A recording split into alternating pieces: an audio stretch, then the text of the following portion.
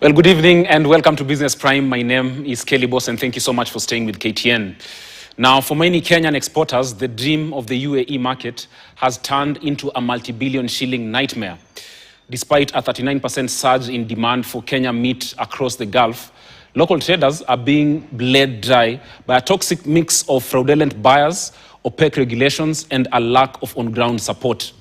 Now, in efforts to address these challenges, the Kenya National Chamber of Commerce and Industry has officially opened a dedicated satellite office in Dubai. Esther Diana begins Business Prime with that report. For Kenyans exporting to the United Arab Emirates, costly arbitration and underselling, where Kenyan meat fetches lower prices, have also been singled out as key bottlenecks for exporters. As a result, the livestock sector suffers 6 billion shillings in annual losses due to unpaid exports. We did export 1.1 trillion. We imported 2.7 trillion.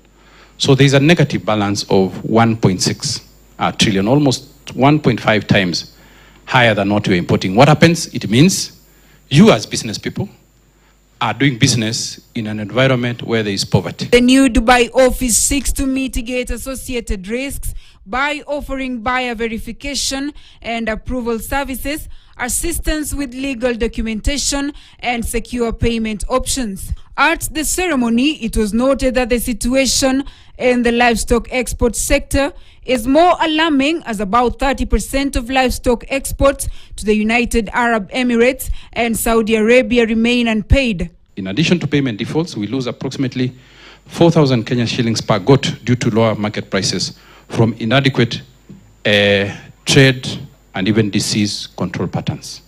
According to the National Livestock Development and Promotional Services, the country currently supplies only 14% of the Gulf market demand, despite Kenya's vast resources of 22 million cattle and 58 million sheep and goats. Exporting should be profitable, not a gamble.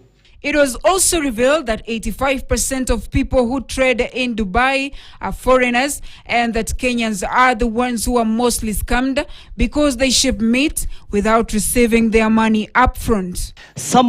They will come from Asia, maybe they are 5 in family. They will open 3 companies. 2 companies they're going to use or to scam. Kenya is one of the largest exporters of fresh produce to the United Arab Emirates. Despite this, Kenyan exporters are faced with a crisis of fraudulent buyers and exporters, costing the country massive losses in export revenue. This could be reversed if the measures put in place by the Chamber of Commerce is anything to go by.